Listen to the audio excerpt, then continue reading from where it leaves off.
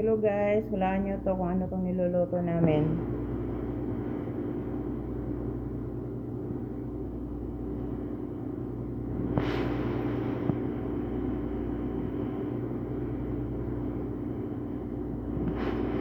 Nagluluto ko ng masbos laham.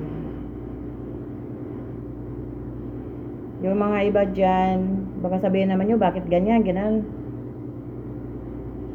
nilalagay, ganyan. Gusto ko, ganito ilalagay ko. Iba-iba tayong diskarte sa buhay, magluluto. Baka mayroon naman mag-react dyan, bakit ganyan, bakit nilagyan ng mga ganyan-ganyan, hindi naman ganito sa inyo. Iba-iba tayo ng paglagay. Ito yung gusto ko, ito yung nagustuhan ng amo ko, yung magagawa ko.